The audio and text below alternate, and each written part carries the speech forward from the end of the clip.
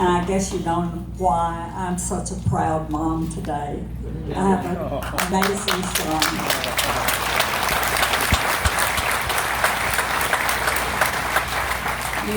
You have heard so many fun and inspiring stories today that I don't have a lot I could improve on, but I do want to say a couple of things to you.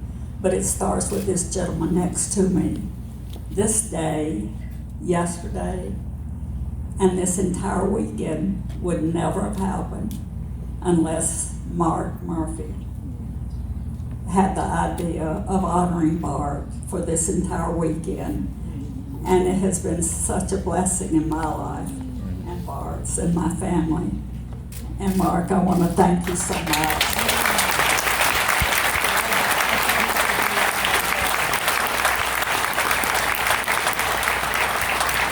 He truly has been amazing to our family for the last 5 years, and I'm so grateful to him.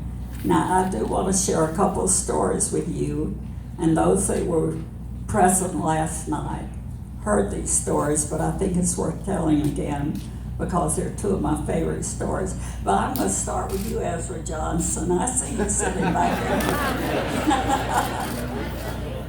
When Bart was coaching, not every player was married, and when they would get injured and have to go to the hospital, they didn't have a parent or a wife to come comfort them. So I always went to every player and stayed with him through his surgery, and I was there when they woke up, and then I would call their parents to let them know that their child was okay. It doesn't matter how old your child is, you still want to know that they're doing well. And Ezra had his surgery, and I had called his mother, and I said, when he comes out of surgery, I'm going to let you talk to him so you'll know he did just fine. And she appreciated that call. So and of course we had no cell phones in those days. But when Ezra came back to the room, and I think he was still a little under the influence of anesthesia, because he still felt pretty good. He didn't feel his pain. And I said, now Ezra, I have your sweet mother on the phone, and I'm going to hand the phone to you, and I want you to tell her that you feel really good, and that will make her really happy. And he said, okay. So I handed Ezra, and I said, well, I'm going to put your son on the phone now. And she said, okay, thank you. And I handed him the phone, and he said, Mama, I'm dying.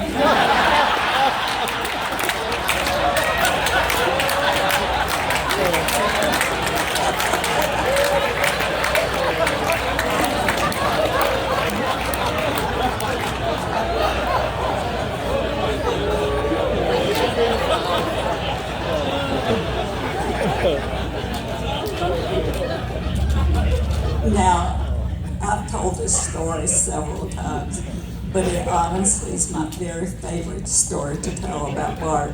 And many of you have heard it, but you're just going to have to listen again. Bart and I have a small place down in Sandestin, Florida. And we went quite frequently, and sometimes with friends. But we were riding along one day on our way down there. And we love the El Divos. I don't remember if you all remember the four tenors. They just have beautiful voices. And they were singing Unchained Melody. And it was Bart's and my favorite song. So we're riding along, and all of a sudden, I felt his hand on mine. And I said, well, isn't that sweet? And then a minute, he squeezed my hand. And I said, gosh, this is so romantic. And then he kind of looked at me as he's driving along, and he said, Cherry, darling, he said, I want you to promise that you will play this at my wedding. He meant to say funeral. And I said, gosh, Bart, I'm not even dead yet, and you're already planning the next wedding.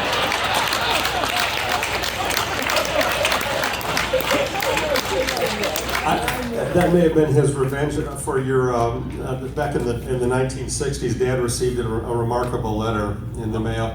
During the Vietnam War, players would go to Japan and meet the injured soldiers. again, a lot of you know this story too, but that's okay.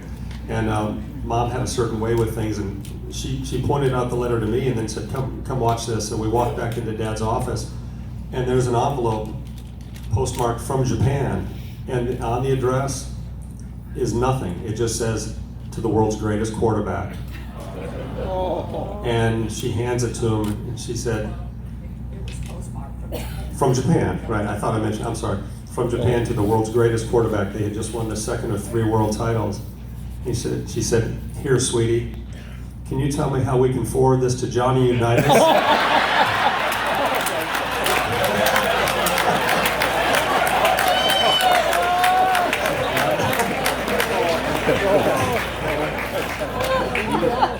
We've got to get about to some serious business now, Alan. Would you like to make this presentation with me? Yes.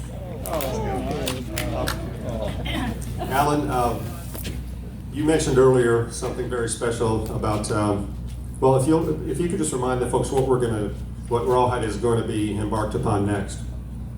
So our next big expansion here at Rawhide is going to be adding another boys' home because we have expanding needs here, and we're going to name it in honor of Bart and Cherry Starr.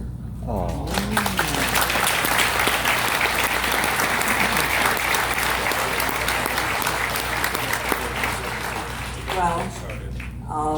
Bart and I want to share one more story.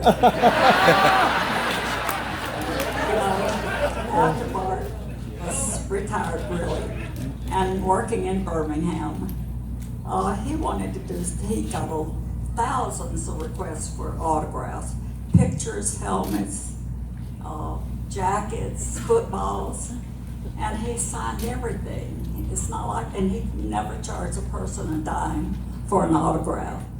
So he thought, then he said, what would you think about this? He said, what if I asked people when they send something, if they would make a small donation to Rawhide? And I said, well, I think that's a great idea. Of course, if they couldn't afford it, then that was okay too, because little children don't always have that money. But anyway, he suggested a small amount for each amount. I think, Leanne, where are you?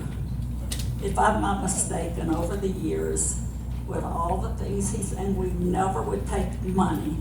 If they wrote a check to Bart Starr, we sent it back and said, please make it out to Rawhide. And so I think in the course of the years, we had as much as $80,000 a year that Bart sent to Rawhide just from signing autographs.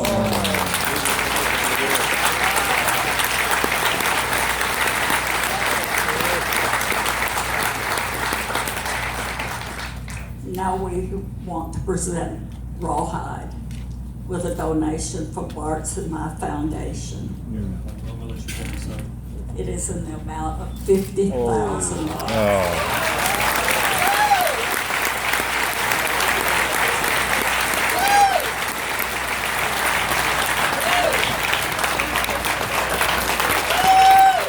I can't thank you enough for your token of support for Rawhide, and it continues, and you've been doing this for 55 years, and this is Bart would be honored